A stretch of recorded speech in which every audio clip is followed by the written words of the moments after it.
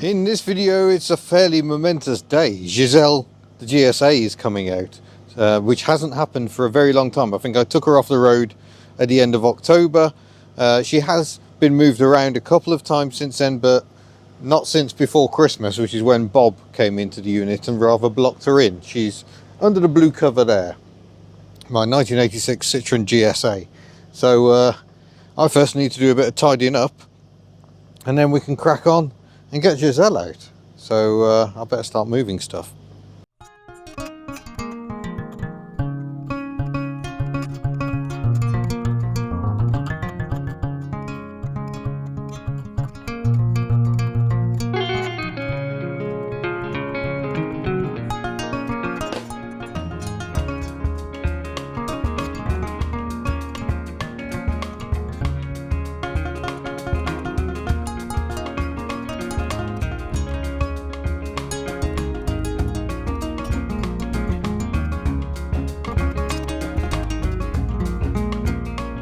Yes. Worry about how we get Bob back in later. How's the car cover done its thing? Is she still in here? Is she dry?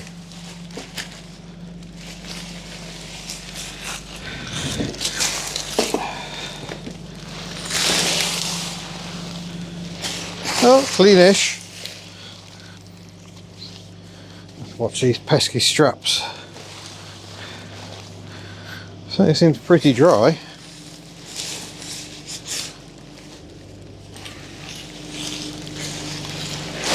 There she is.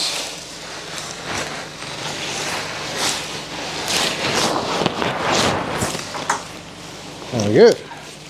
There you go, Tuck, you can be covered for a bit. I feel like it's better to spread it out and have it bundled up too much. Here is Giselle the GSA. Is her bonnet popped? Yep.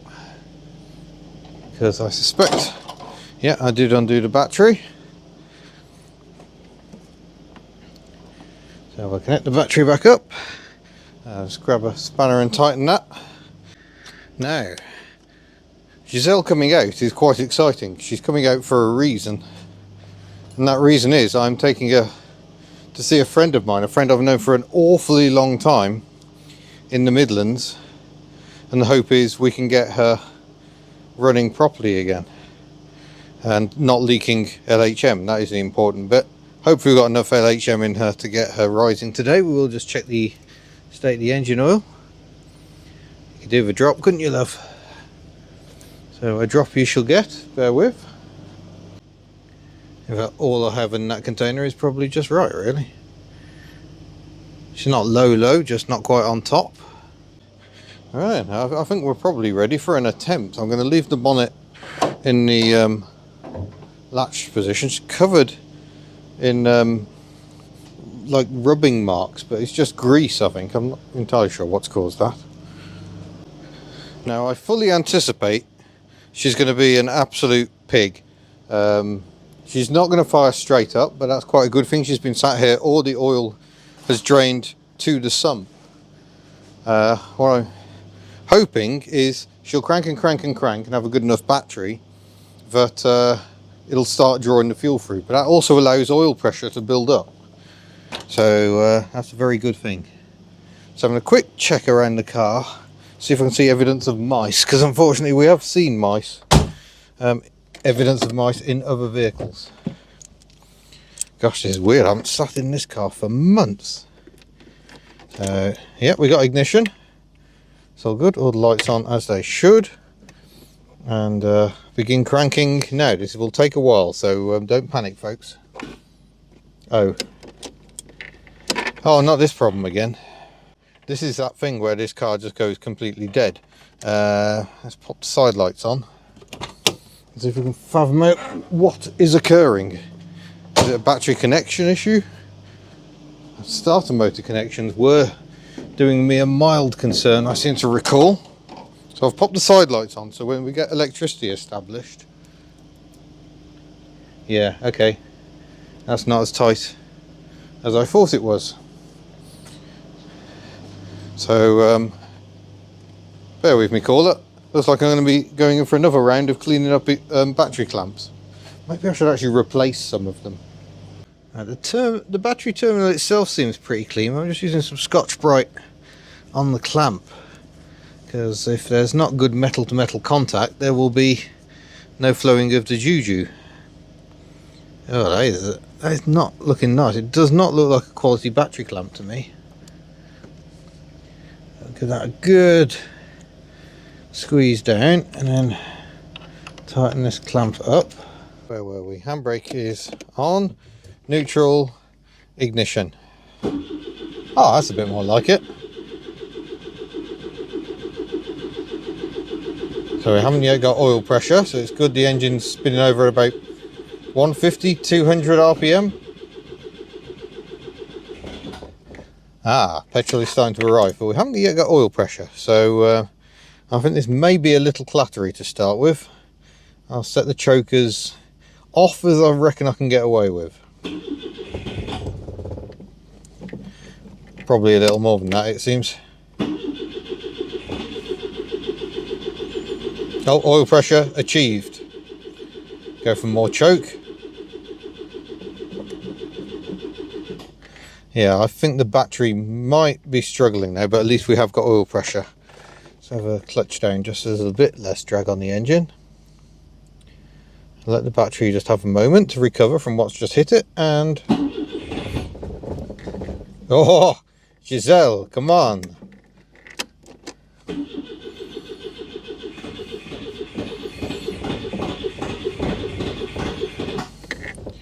Oh, she's not happy about being left here.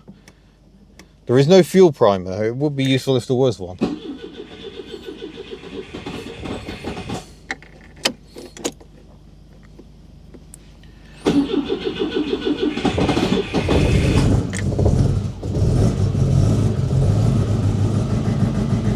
Well, that's some of the cylinders, Giselle. Fancy giving us all of them?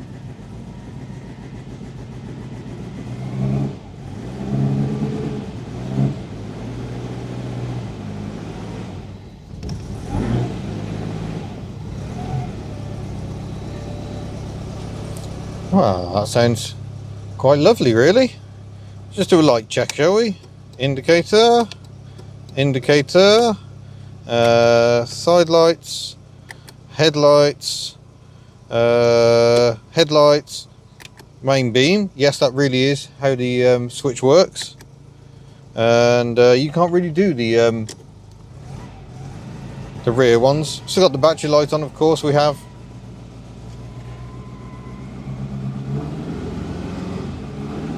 Ah, we have rising.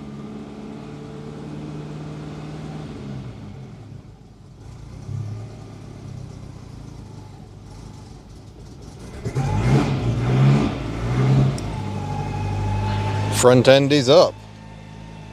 I'm going to move her out so she's not filling the barn with fumes anymore.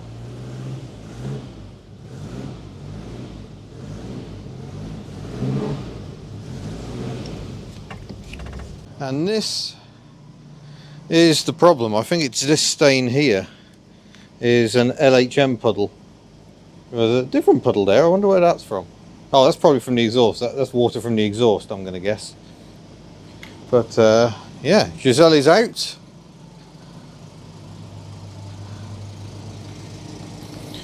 Whiteland Restorations, who did the paint work here, so you can't see any of the damage I stupidly put on it. Still sounds like we've got an exhaust leak. Also looks like we've still got a puncture on this, a very slow puncture on this front left. That existed beforehand as well. Right then, I'm going to set to on that tyre, which I'm going to have to do manually, I think, because all my electronic inflators are broken. If you know a good working, actual, does the job tyre inflator, do let me know. Sometimes I'm so daft I scare myself. I've got a blooming compressor. Don't need to be pumping tyres up. It's down to about 15 psi, so we definitely got a slow leak there, which is probably the rim. But yeah, let's get some air in the compressor. Sorry about the noise. Well, we do have a slight issue, which I shall attempt to demonstrate right now.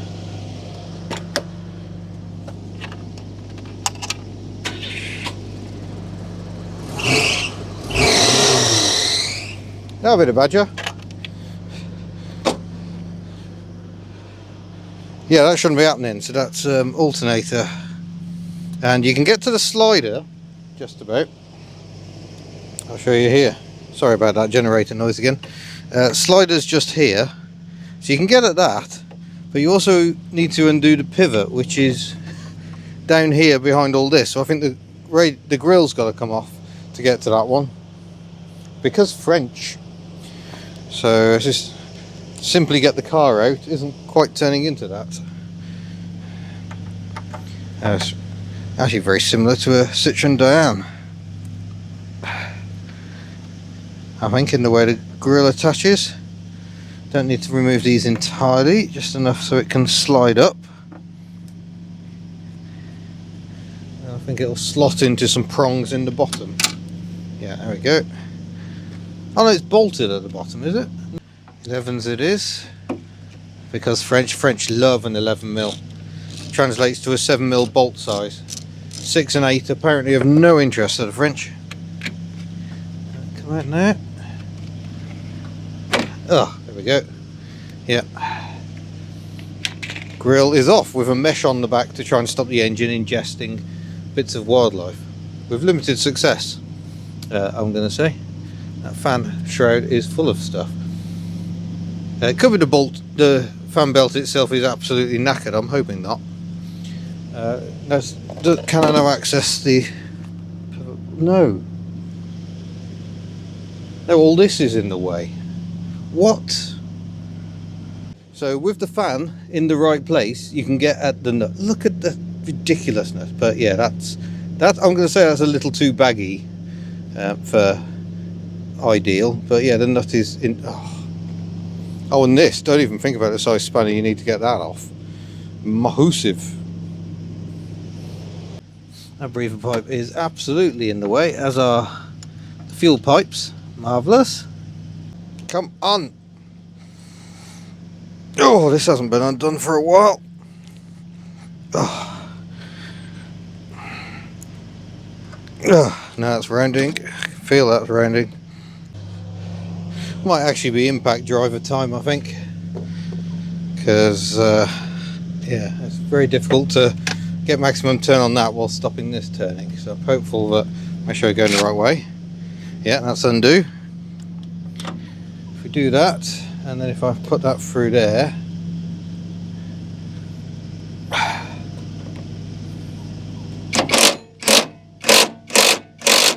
yes, we've definitely got some looseness going on. Now I can move the alternator up and down, I think, and we'll try and get the adjuster tightened back up again. There's not really access to getting on that either. Come and look at this wonderful world of French cars, and believe me, you really must get a French car. They're so relaxing to work on. So I've got a spanner on there. I have to get this socket on there. That doesn't really fit in there either. So I'm going to need a shorter 11mm. Have I got to bring a socket out? No, it's 13s. Pull the tension on the belt. There we go. Got to try and turn that enough to lock it all in position.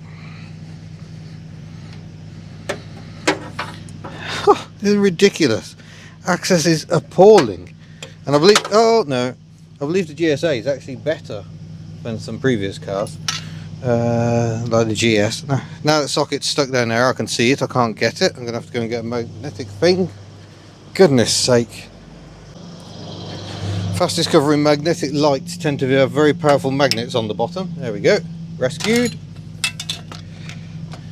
And now I need to try and do the 14 back up again, which I'll try doing by hand. We don't use the whizzy gun to tighten this badger up.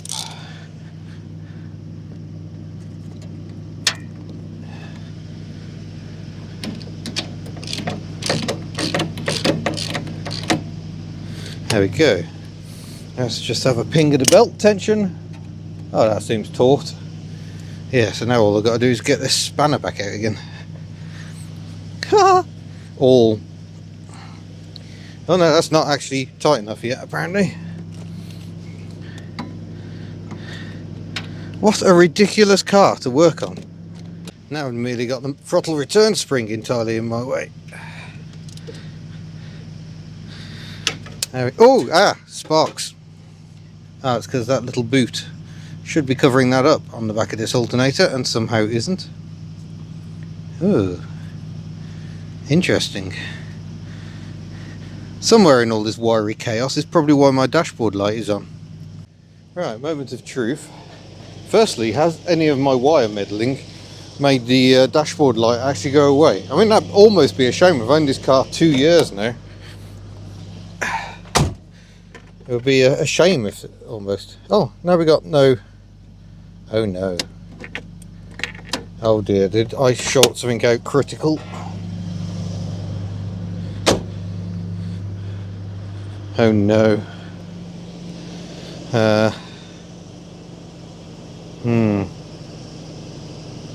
She's not encouraging, is it, folks? Bother. I love this car. I've done absolutely nothing, but she's decided she's alright now. So I guess that intermittent connection problem exists. Good grief, that generator is loud. So now we have ignition. Oh.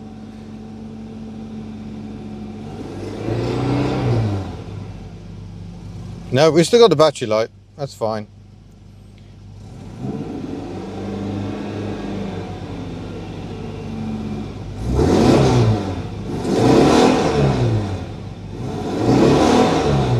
What happened then? That just went super bright.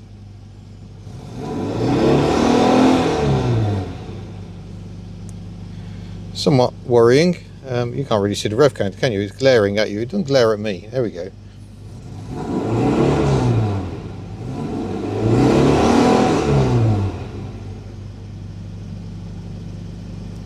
The joys of Citroens. Right. I think we're there. The belt isn't squealing anymore. We've got the tension better. Yeah, let's take it for a spin, I think. Oh, I'm just getting you ready for a drive out. And yeah, I forgot to show you the outside. So I'm going to do that on my phone. So you can see how lovely she looks out here. It's proper eBay special because she's still wet. So flip the camera around, and here's hello what she looks like there. That's a bit nicer, doesn't it? Obviously she conked out in the wash bay, so that was great. So shiny, so nice. Yeah, so Giselle is back. Let's go for a drive.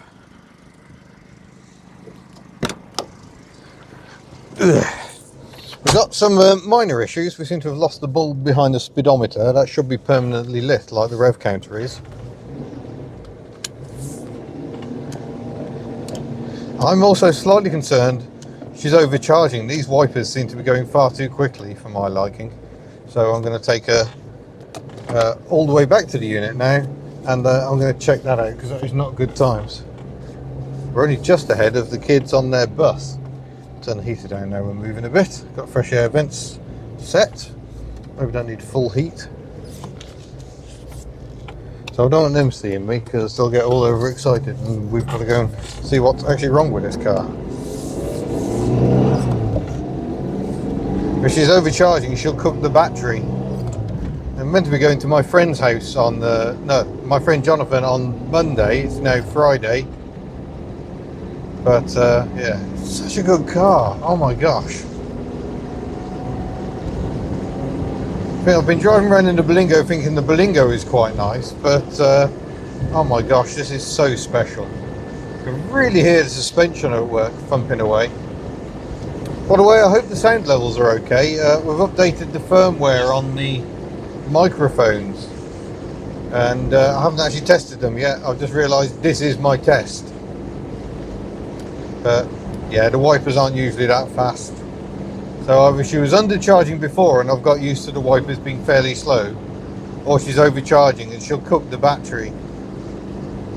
Charging state is somewhere around 14.5 volts, possibly 15, but she's up at 16, 17. That's bad times indeed. So we'll go and grab the multimeter. Yeah.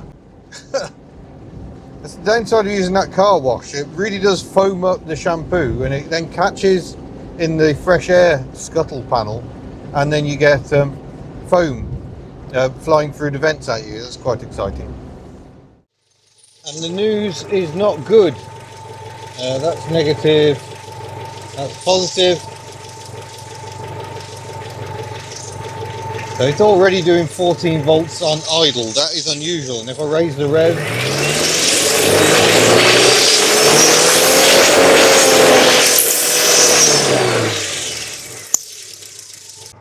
no, it doesn't smell sulphurous yet. But I'll tell you what, that car cover has left some really nasty marks in the paint. Oh dear. I was hoping they would clean off, but no. So yeah, today's just going from bad to worse, really. There's all sorts of flecks. I don't know if you can see them. There's a few paint drops, but it's mostly flecks in the paint. But I think of the car cover rubbing, because it moves around even when the car is indoors. So it's been a bit of a disaster, really. How very, very HubNut. Giselle comes out, and it's like Giselle's going straight back in again, and my Monday morning plans are in tatters. Love French cars. I still do though, that's the thing. Anyway, that's not the conclusion we wanted. I guess I'll be going back home in little Shemmy here, and we'll never speak of GSAs ever again. Bye. Actually, this one isn't ending there. So I've cut off my own pachu, if you'll pardon the expression. We're back up here again, because after I finished filming last time, I got Giselle in the unit here in front of Ellie, and I went to disconnect the battery. I don't like to leave cars with the batteries connected up. And look, can you see dampness down there? My initial thought was, well, that's just because I've just washed the car. It's just residual water. So I tentatively mopped it up with some tissue to have a sniff, and it didn't smell of anything particularly strong. And then I went home, and then when I went home, I realised I've actually got mild burn marks on these 3 fingers. You won't see it on camera. Like I say, it's really, really mild. I didn't exactly go dipping my fingers in the stuff, but battery acid is corrosive. That would suggest the battery is leaking, which is not unheard of if it's been overcharged. So it's been a right catalogue of calamities all the way, hasn't it? It's just, even by HubNut standards, this is quite poor. And I think ultimately this is going to be why this car has to go. She just has to. I just seem to spend my life fighting with this car, and when it works, oh my gosh, it is blissful. But I think she has tried my patience one time too many. Taxa this morning, I was so excited for just adjust the alternator belt, and I suspect what's happened is when I was doing that, let's just look down here. Oh, it's fallen off completely now and gone missing. That should be capped, because if that earths, it's bad times. So I suspect what we've done is fried a voltage regulator. I don't know if this is it on the side here, but that is what I suspect has happened.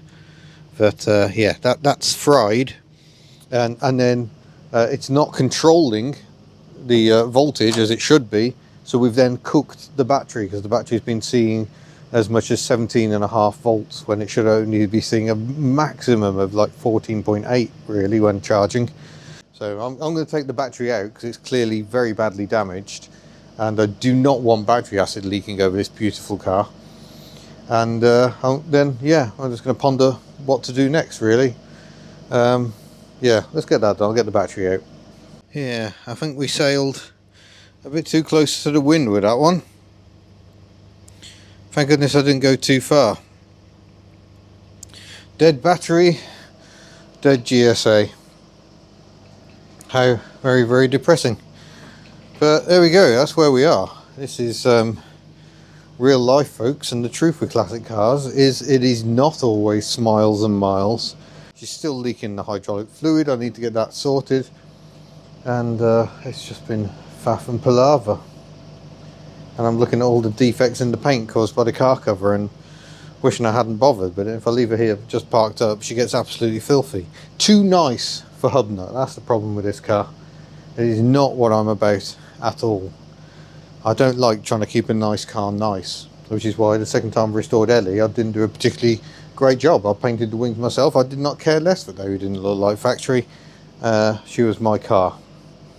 But I'm not about to go and rattle can Giselle, don't worry. So yeah, a bit disappointing, especially as I know a lot of people love this car. We've seen the merch sales. The Giselle hoodies have been really popular in the run up to Christmas and afterwards. But anyway, thank you for watching so far, and we'll see you in a future video. Farewell.